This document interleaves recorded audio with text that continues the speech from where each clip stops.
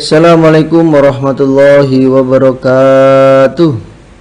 Bismillahirrahmanirrahim. Alhamdulillahirabbil alamin. Asyhadu an la ilaha illallah wa asyhadu anna Muhammadar Rasulullah sallallahu alaihi wasallam wa ala alihi wa ashabihi amma ba'd. Alhamdulillahirabbil alamin. Alhamdulillah jazahumullahu khairan. Alhamdulillah jazakumullahu khairan. Mudah-mudahan Allah beri manfaat dan barokah. Tetap hatinya supaya selalu ditata dengan hati niat mukhlis lillah karena Allah, semata-mata yarjuna rahmatahu wa yakhafuna adzaba. Baik, kita lanjutkan pengajian kita. Nomor babnya 24, nomor hadisnya 325.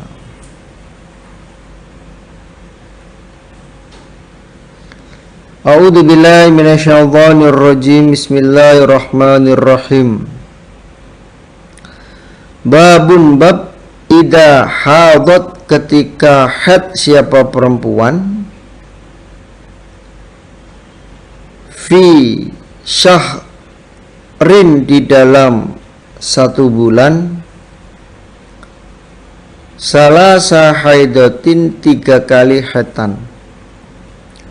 Bab ketika perempuan itu haid dalam 1 bulan 3 kali. Apa ada? Ya ada. Perempuan haid 1 bulan sebanyak 3 kali. Wama dan apa-apa yusdaku yang dibenarkan, siapa an-nisa'u perempuan, fil haidi di dalam haid,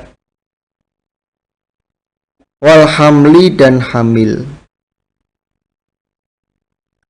Fima di dalam apa-apa yumkinu yang memungkinkan apa ma, minal haidi dari haid, dan sesuatu yang dibenarkan oleh perempuan dalam urusan haid dan hamil,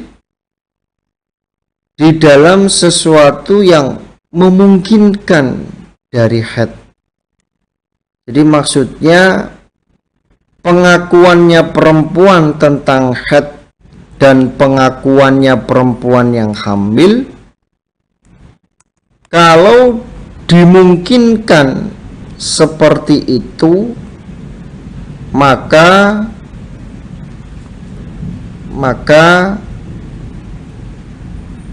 pengakuan tersebut dibenarkan, ya.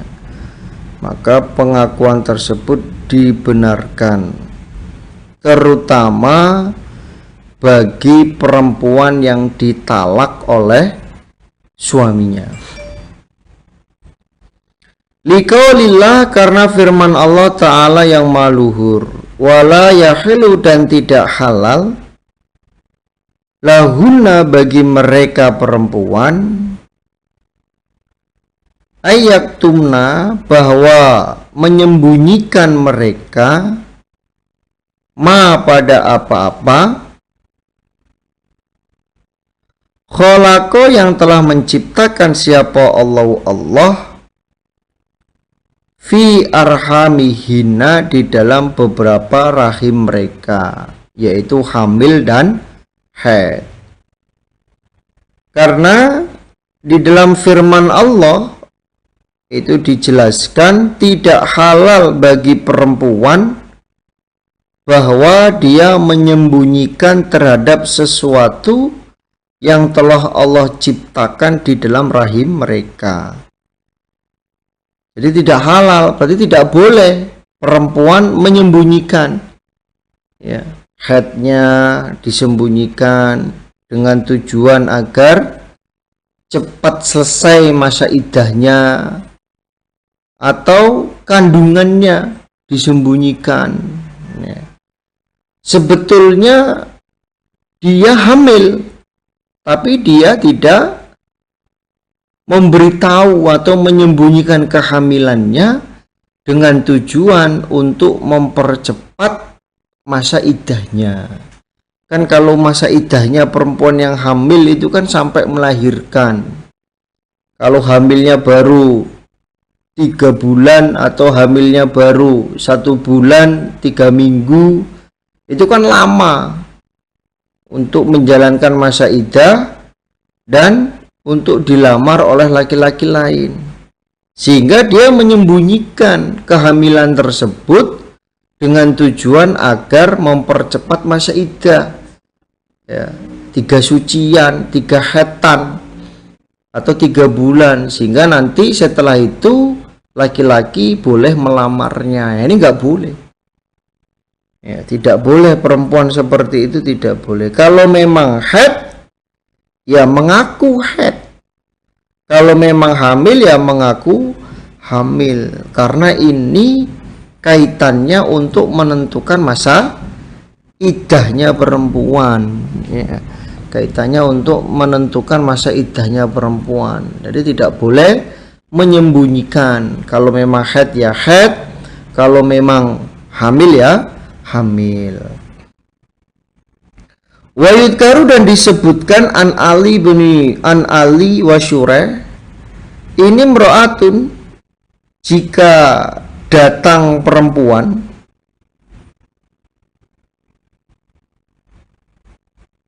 ini mro'atun, jika perempuan, ja'at, datang siapa perempuan, maksudnya ja'at ilal hakimi wa imam, perempuan ini datang kepada hakim, juru hukum, dan kepada imam, bibayinatin, dengan saksi, dengan membawa saksi, min bitonatin, dari teman kepercayaannya, bitonah, teman kepercayaannya, ahliha, keluarganya perempuan, dari keluarganya perempuan, atau apa namanya, besti, ya. Atau besti, gara-gara besti ini trauma saya.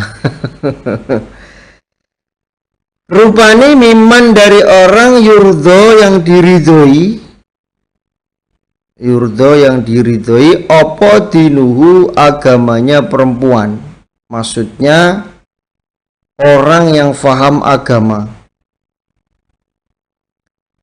Anna, sesungguhnya perempuan iku hadot, haid siapa perempuan, salasan, 3 kali, fi syahrin, di dalam 1 bulan, suddikot, maka dibenarkan siapa perempuan.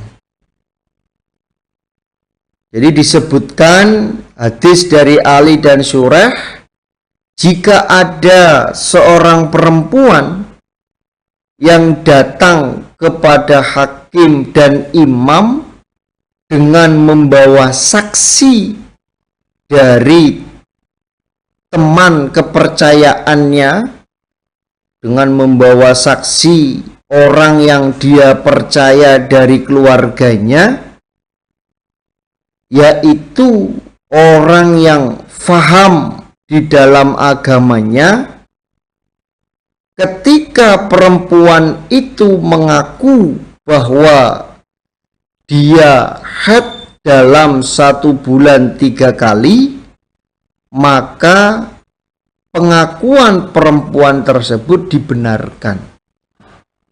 Ya, maka pengakuan tersebut dibenarkan. Ya, itu tadi contohnya, ada perempuan yang di situ punya teman dekat, ya, teman curhat, besti, ya, dan bestinya itu agamanya kuat, agamanya baik, faham dalam urusan agama, datang kepada hakim menyatakan bahwa dirinya itu adalah perempuan yang haid dalam 1 bulan 3 kali, maka hakim itu membenarkan terhadap pengakuan perempuan tersebut karena dia membawa saksi yang faham agama. Waqala, dan berkata siapa Ata'un, aqra'uha, adapun sucinya perempuan, ma apa-apa kanat yang ada siapa perempuan. Jadi atau mengatakan suci atau haidnya perempuan itu sesuai kebiasaannya, sesuai kebiasaannya. Wabi, dan dengan hadis sekolah berkata siapa Ibrahim pun juga sepakat dengan apa yang menjadi kepahamannya Atok, ya, sesuai dengan kebiasaannya. Kalau biasanya perempuan itu haid 1 bulan 1 kali, maka tidak mungkin bisa perempuan itu haid 1 bulan 3 kali, ya, 1 bulan 3 kali. Jadi ini mengaku ketika dicerai suaminya dengan tujuan agar cepat selesai menjalankan masa iddah. Jadi pengakuan atau pendapat Atok dan Ibrahim, ya, perempuan itu haid sesuai dengan kebiasaannya. Kalau tiba-tiba kok dia mengakui bahwa perempuan itu haid 1 bulan 3 kali, menurut Ibrahim dan Atok tidak mungkin. Ya, kebiasaannya 1 bulan sekali, kok tiba-tiba ini 1 bulan 3 kali, ya, dengan tujuan agar segera selesai menjalankan masa iddahnya karena ditalak oleh suaminya. Waqala, dan berkata siapa Ata'un Atok, al haidu, adapun haid iku yauman 1 hari, ila khomsa asyrotan, sampai 15 hari. Menurut Atok, haid paling cepat itu 1 hari.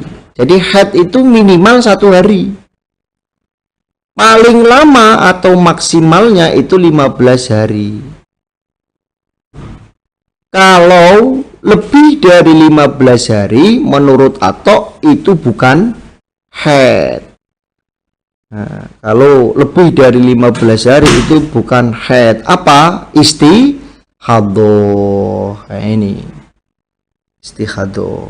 Tapi kalau seandainya betul terjadi, seandainya betul terjadi ada perempuan dalam haid 1 bulan 3 kali, ya, dan betul-betul dipahamkan, betul-betul diteliti bahwa dia ternyata betul haid 1 bulan 3 kali, maka ketika dia dicerai suaminya, ya masa iddahnya selesai 1 bulan.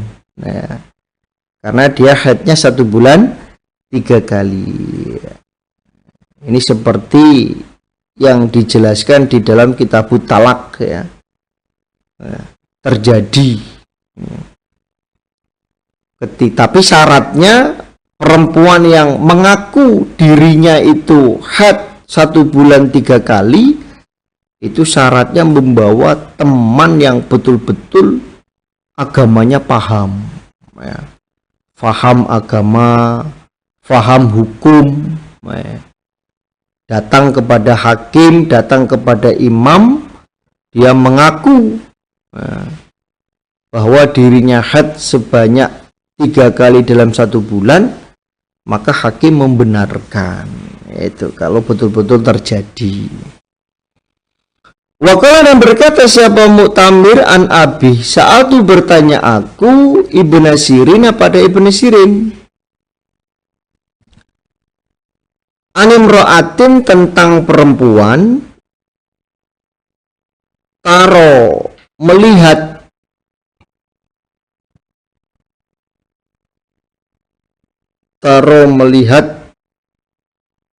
adama taro melihat siapa perempuan adama pada darah, ba'dakur iha, setelah sucinya perempuan, bi khamsati ayamin dengan 5 hari. Ya. Lalu aku bertanya kepada Ibnu Sirin tentang perempuan yang melihat darah setelah suci 5 hari. Biasanya 5 hari suci, lah ini kok ternyata masih ada darah. Ya. 5 hari suci, biasanya kebiasaan haidnya itu 5 hari saja, ada yang 7 hari, ada yang 5 hari, ada yang lebih. Nah, ternyata kok masih ada darah. Nah, kalau menjawab siapa Ibnu Sirin, an-nisa'u adapun perempuan, iku a'lamu lebih tahu, bidzalika dengan demikian itu darah haid. Lalu Ibnu Sirin menjawab, oh kalau begitu perempuan yang lebih tahu. Nah, kalau begitu perempuan yang lebih tahu kebiasaan haidnya itu sampai berapa hari, kemudian dilihat darah haidnya. Nah, itu urusan perempuan ya. Perempuanlah yang lebih tahu. Maka ditekankan, kemarin juga disampaikan, ditekankan kepada para wanita, para kaum perempuan supaya betul-betul teliti, bisa membedakan mana darah haid, mana darah istighadah. Seperti yang disampaikan Ibnu Sirin, an-nisa'u a'lamu bidzalik. Ya, perempuan itu lebih tahu tentang itu. Ya, kalau laki-laki kan ya jarang ngerti ya. Pokoknya lihat istrinya haid, pakai baju haid, oh berarti haid gitu. Nggak tahu darahnya seperti apa, keluarnya bagaimana, jalurnya di mana. Itu nggak tahu. Yang tahu ya perempuan itu, karena perempuan itu yang mengalami, yang menjalani gitu. Hadatsana Ahmad ibnu Abi Roja qala hadatsana Abu Usama qala sami'tu Hisham ibnu Urwah qala akhbarani Abi an Aisyah anna Fatimah, sesungguhnya Fatimah binta Abi Hubaisin iku sa'alat bertanya dia an Nabiya pada Nabi sallallahu alaihi wasallam. Qalat berkata siapa Fatimah? Fatimah bertanya kepada Nabi, ini sesungguhnya aku ustahadu diistihadohkan aku, fala atau huru maka tidak suci aku, afa ada'u adakah meninggalkan aku as-sholata pada sholat. Nabi, saya ini perempuan istihadoh yang tidak suci, apakah aku harus meninggalkan sholat? Kan aku tidak suci Nabi. Faqala maka bersabda Nabi, la jangan, maksudnya jangan meninggalkan sholat. Inna dalika sesungguhnya demikian itu istihadoh, irkun urat ya, urat yang terluka ya, urat rahim yang terluka sehingga mengeluarkan darah. Walakin dan akan tetapi da'i meninggalkanlah kamu as-sholata pada sholat, qadrul ayami kira-kira hari, alati yang kunti ada kamu tahidina haid kamu. Oh kamu ya jangan meninggalkan sholat, karena sesungguhnya istihadoh itu adalah urat ya, yang terluka di dalam rahim sehingga mengeluarkan darah. Akan tetapi kamu meninggalkan sholat kira-kira hari yang biasanya kamu haid. Kalau memang biasanya kamu haid ya tanggal berapa sampai tanggal berapa, ya maka kamu supaya meninggalkan sholat. Fiha di dalam hari, suma kemudian iktasili mandi kamu, wasoli dan sholatlah kamu. Kemudian setelah kamu mengetahui kebiasaan mulai haid sampai berakhirnya haid, kemudian kamu mandi dan sholat walaupun masih mengeluarkan darah. Karena orang istikhadah itu ya bukan haid, tetap berkewajiban sholat, berkewajiban puasa. Maka dari hadis ini ya ditekankan lagi kepada para wanita supaya mengerti ya kebiasaan haidnya, karena itu nanti untuk menentukan apakah dia haid atau dia terkena istikhadah ya. Karena yaitu haid paling cepat itu satu hari itu selesai, terus mungkin juar, akhirnya berhenti sorenya suci ya. Sampai 15 hari, maksimal itu 15 hari. Setelah itu berarti bukan darah haid tapi istikhadah. Nah, ini maka supaya betul-betul dipahami khusus untuk para perempuan. Dan perempuan yang istikhadah itu hukumnya boleh dijima, karena dia posisinya tetap wajib sholat, tetap wajib puasa. Maka dengan dia istikhadah itu tetap boleh dijima oleh suaminya. Lek tego.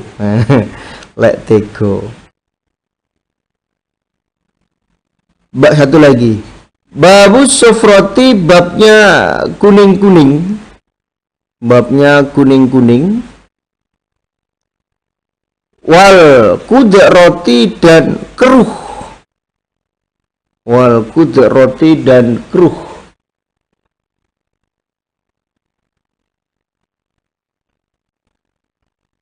Fi wairi ayam, di dalam selain hari haidi haid.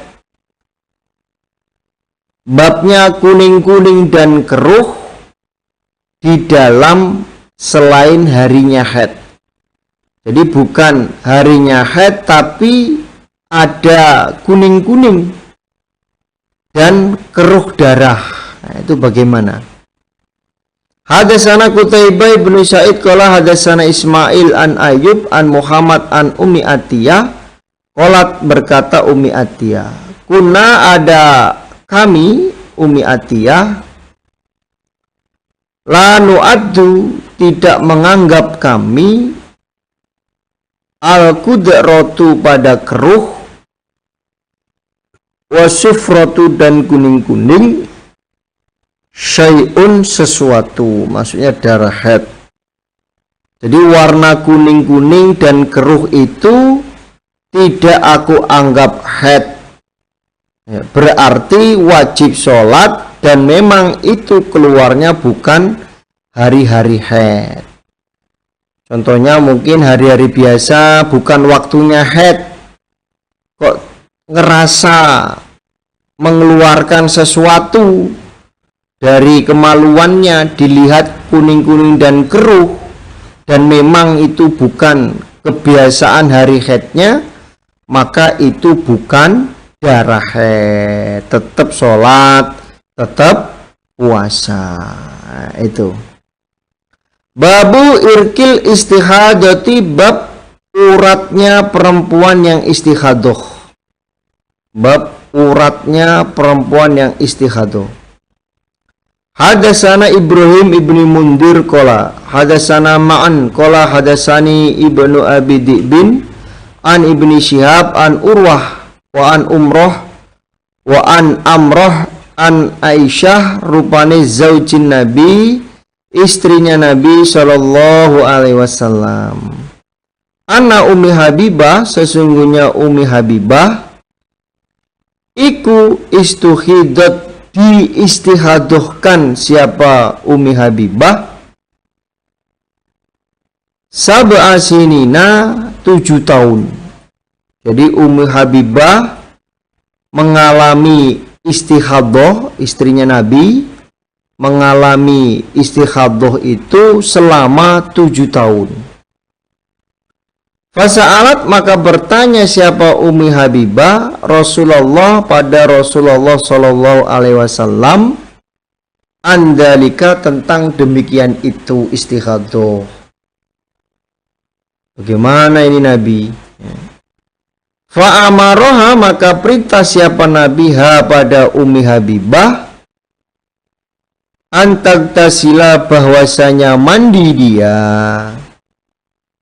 Nabi perintah kepada Ummi Habibah supaya mandi.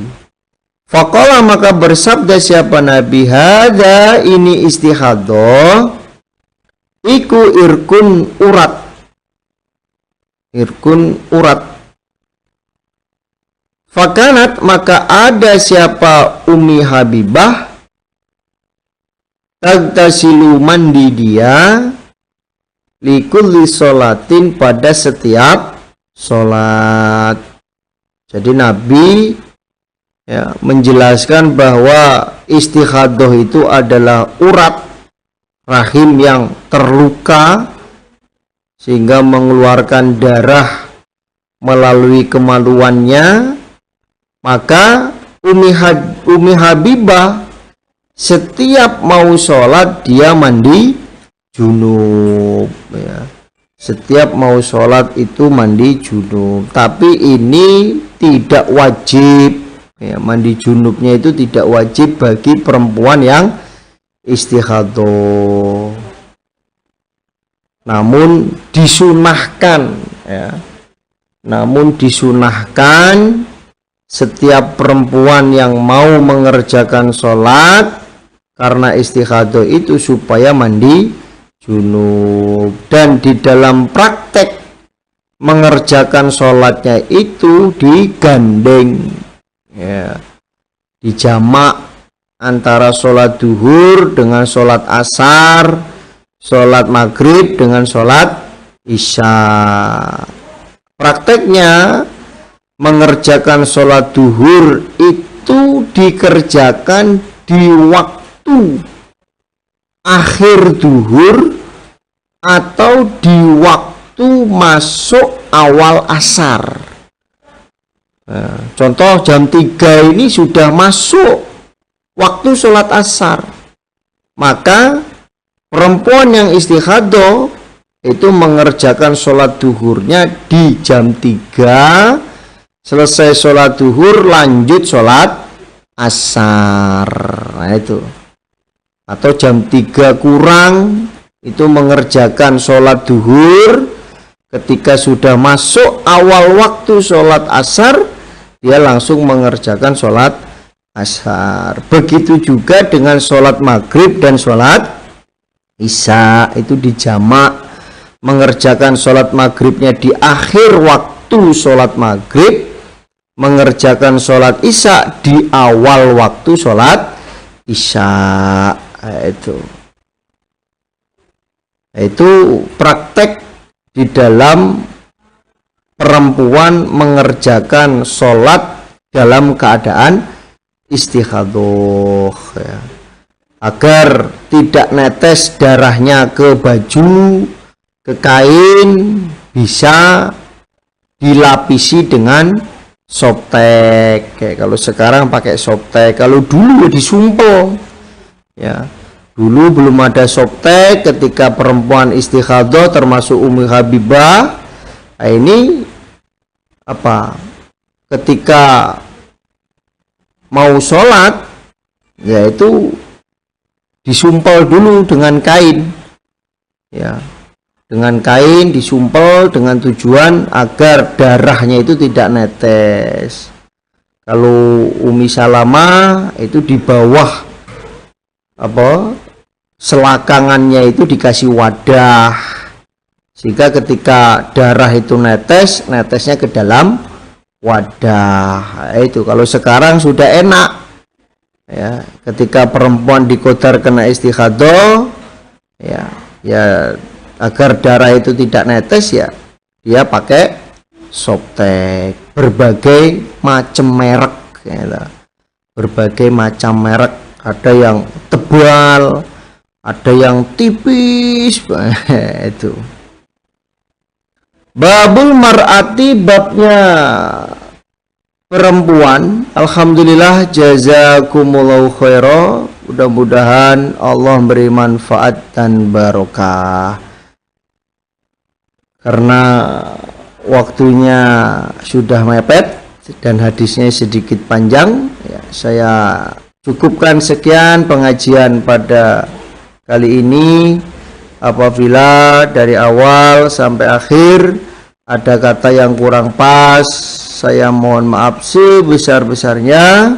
Akhir kalam, wassalamualaikum warahmatullahi wabarakatuh.